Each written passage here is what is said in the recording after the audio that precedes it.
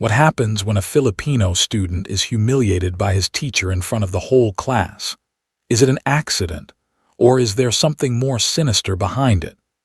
Marco never thought his Filipino heritage would be used against him at Riverside High, but when his teacher poured glue on his head, everything changed.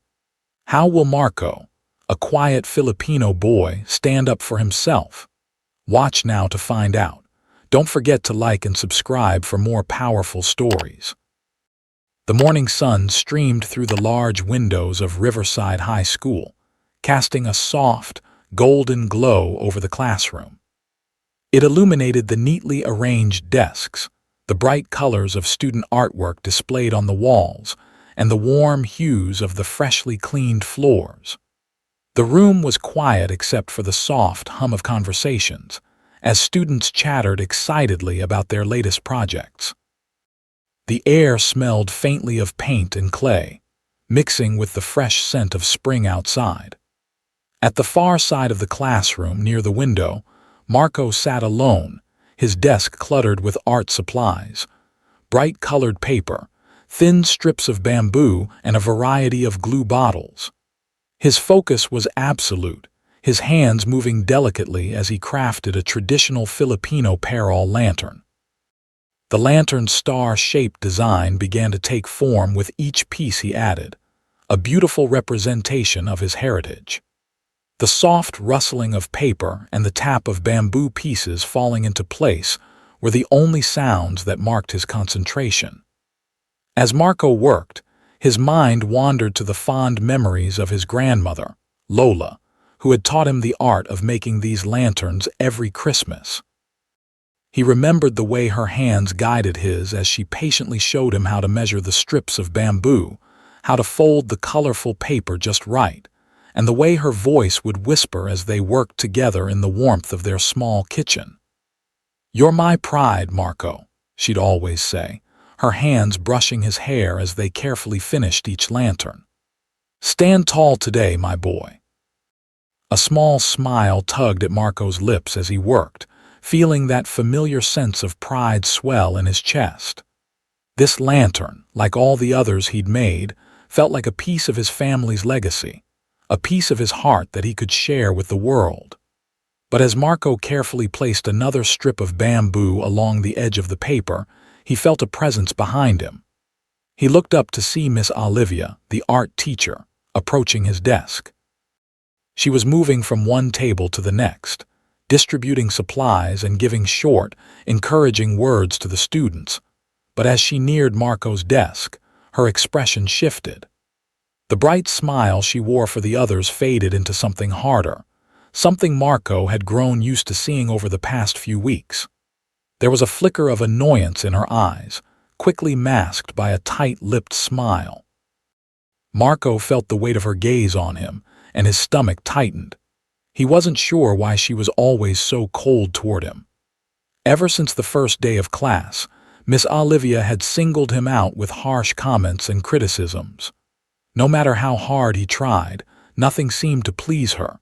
She stopped just short of his desk, standing there for a moment as if studying him. Marco hesitated, unsure of what to say, but he knew that, like always, the answer wouldn't be what he wanted to hear. "You're already starting?" she asked, her tone more abrupt than usual. "I specifically said to wait until everyone had their materials before starting." Marco's face flushed with embarrassment. He hadn't meant to disobey, he just assumed they could begin. He opened his mouth to explain, but she cut him off before he could say anything. The classroom grew eerily quiet as Miss Olivia's eyes remained fixed on Marco. His hands trembled slightly, the bamboo sticks in his grasp suddenly feeling heavier. The class had been buzzing with activity only moments ago, but now all eyes were on him. Miss Olivia's sudden outburst startled him. "Marco!" she snapped, her voice cutting through the silence. "I specifically said to wait before starting the project. Why can't you follow simple instructions?" Marco's heart dropped to his stomach. His throat tightened and he looked around the room for any sign of reassurance, but all he saw were a sea of curious and judgmental faces. Why was she yelling at him? He hadn't meant to disobey, he simply thought they could get started once they had their materials. I thought we could start once we had everything, Marco said softly, his voice almost lost in the tension filling the room. Miss Olivia's expression hardened. No, you should have waited, she retorted sharply. You're the only one who can't follow the rules. Marco felt a flush of heat rise to his face. Her words stung, sharper than any criticism he had received in a long time. He didn't know why she was treating him this way. Why was it always him? Miss Olivia turned abruptly and marched to the front of the room, the sound of her footsteps echoing ominously. Marco stared at his desk, trying to regain his composure, but the unease inside him only grew. He glanced at the students around him, but none of them dared to speak. Some seemed uncomfortable. Others were too absorbed in the drama unfolding to notice Marco's unease. When Miss Olivia returned, she held an unmarked bottle in her hand, a generic white container that immediately caught the attention of the class. The murmurs grew louder as the students began to whisper to each other, eyes flicking back and forth between Marco and the bottle. Marco's stomach dropped. His instincts told him something was wrong. Perhaps a bit more glue will help you pay attention, she said with an unsettling calmness as she moved toward his desk. Without waiting for a response, Miss Olivia poured a large amount of the thick liquid onto Marco's head. The sensation was instant, cold, sticky, and sharp. Marco froze as the burning sting spread across his scalp, a chemical smell filling his nose. The class gasped collectively, and before Marco could react, phones were already being raised to record the moment. The humiliation sank in deeper than the glue ever could. Marco sat frozen, his body stiff with shock as the burning sensation from the glue spread across his scalp. His mind raced, unable to process what had just happened. The sharp chemical smell filled his nostrils, and the cold, sticky glue seeped into his hair, intensifying the sharp sting on his scalp. His heart hammered in his chest, but it wasn't just the physical pain that consumed him. It was the sheer humiliation, the confusion of why this was happening to him. His body felt paralyzed and his thoughts swirled in a haze of disbelief. He couldn't move, couldn't speak. The whole class was watching him. The class, which had been filled with noise and chatter only moments before, was now eerily silent. All he could hear was the pounding of his own heart and the sound of his breath quickening. He felt the weight of every eye on him, burning through his skin. The feeling of helplessness was suffocating. Why had she done this to him? What had he done to deserve this? Was it really just an accident? But no, he knew deep down that it wasn't. Miss Olivia had done this on purpose, and the realization hit him like a ton of bricks. His body trembled, but he couldn't move. His fingers were clenched tightly around the desk, and his chest ached with a painful mix of confusion, anger, and shame. The room was silent, but Marco could feel the stares, the whispers, the cameras from the phones raised in every corner of the room.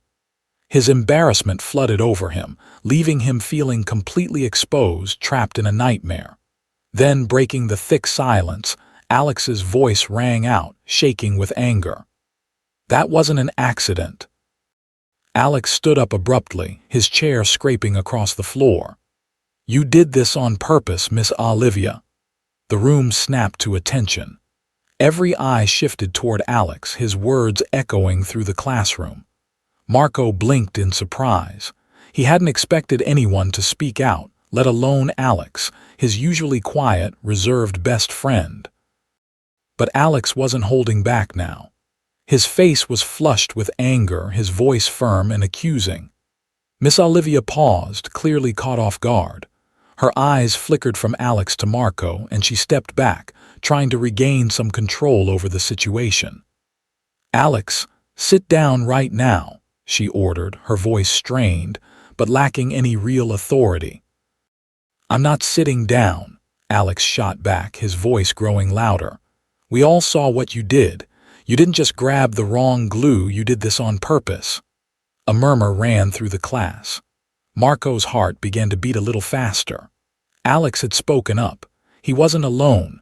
The room seemed to shift, the students no longer unsure of what had happened. They were starting to realize that what Alex said was true.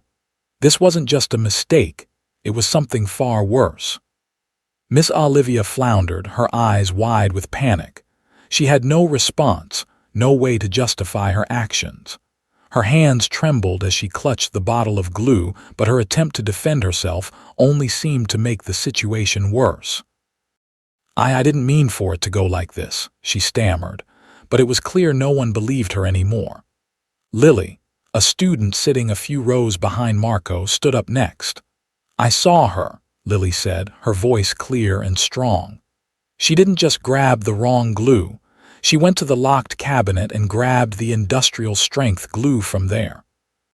That's not what we're supposed to use in class." The room grew even quieter. The truth was out now. It wasn't an accident. It wasn't a mistake.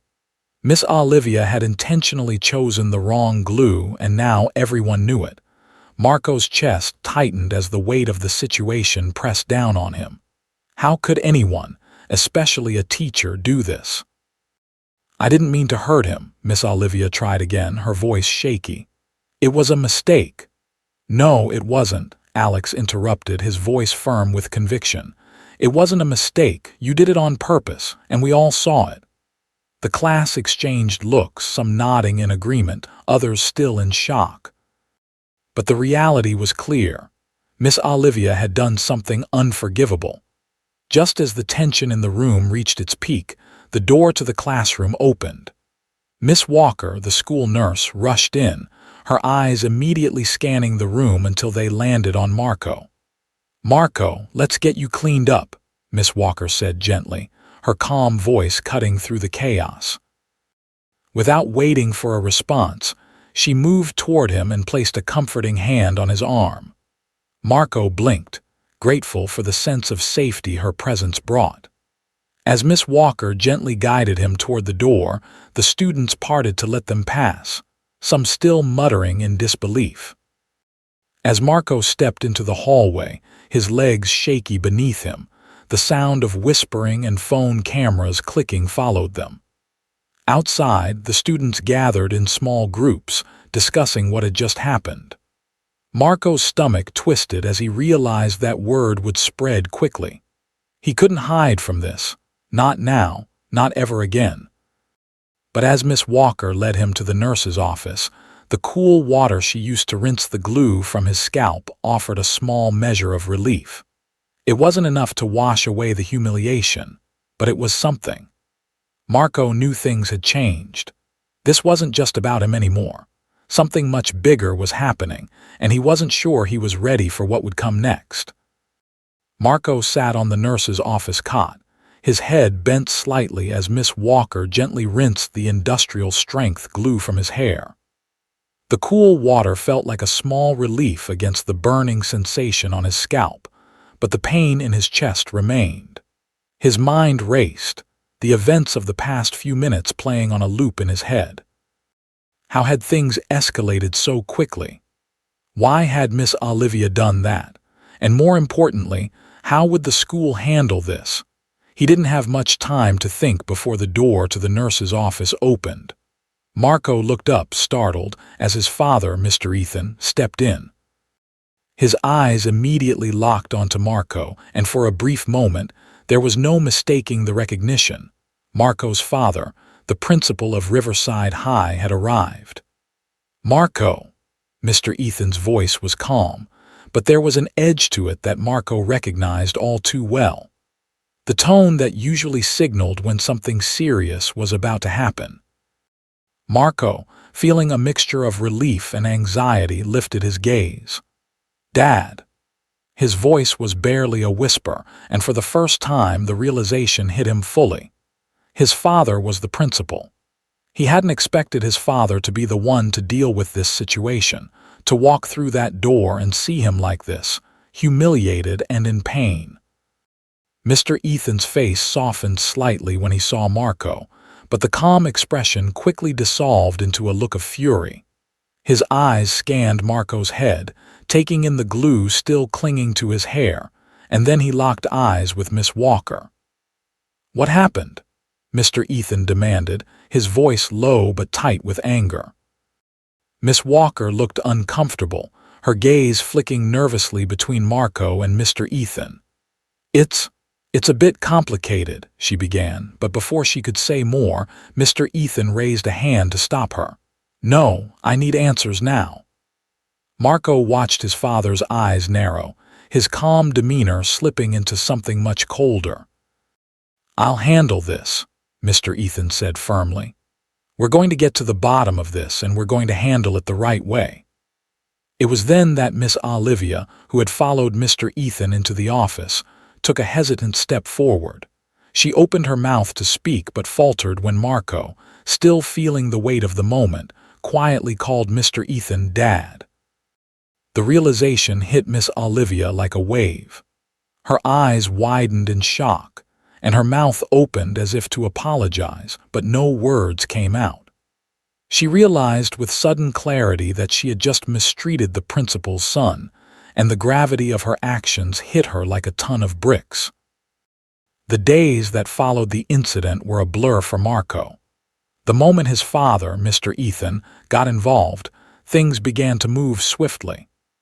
Miss Olivia was immediately suspended pending a full investigation. It wasn't just a slap on the wrist. This was serious. The school board called an emergency meeting, and an investigation into her actions was launched. Meanwhile, the video of what had happened in the art room quickly spread across social media, going viral. What had been an isolated incident in a small classroom had now become a point of outrage. Parents, students, and even members of the community began calling for accountability, demanding answers for the mistreatment of Marco. By the end of the week, the administration had taken clear action.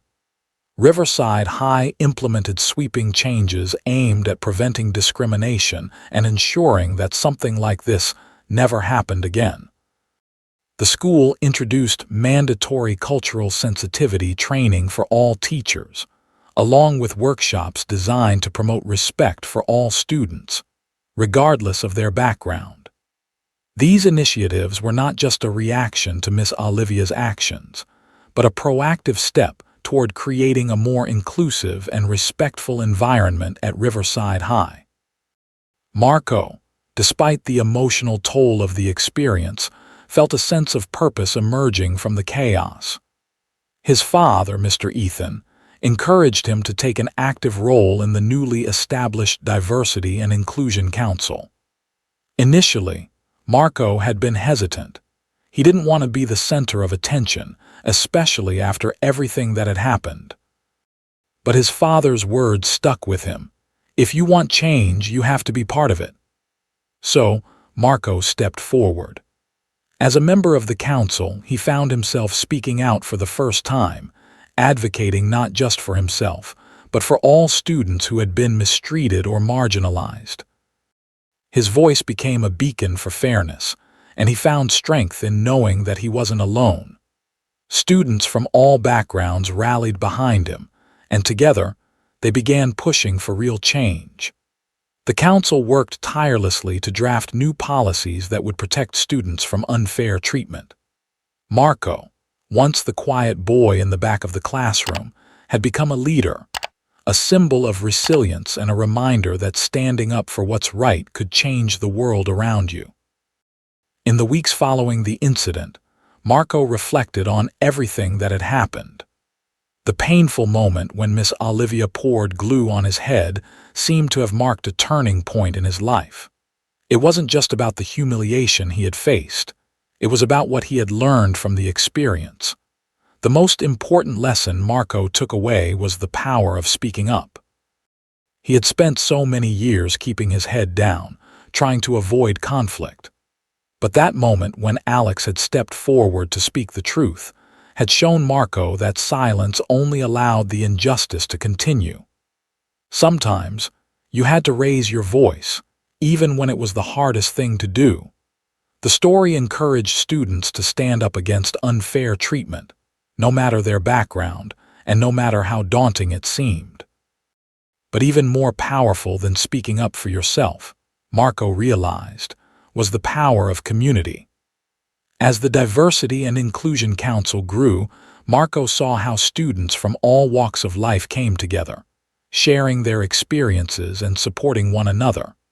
Standing up for himself had been important, but helping to create a space where others could find their voice, where no one would have to suffer in silence, was even more meaningful. In the end, the strength of their united voices had created real change. Riverside High wasn't the same school it had been before the incident. Marco had learned that when people come together with courage and conviction, they can push for justice and make a difference, not just for themselves, but for everyone. The power of community, of standing together, was the key to making a lasting impact.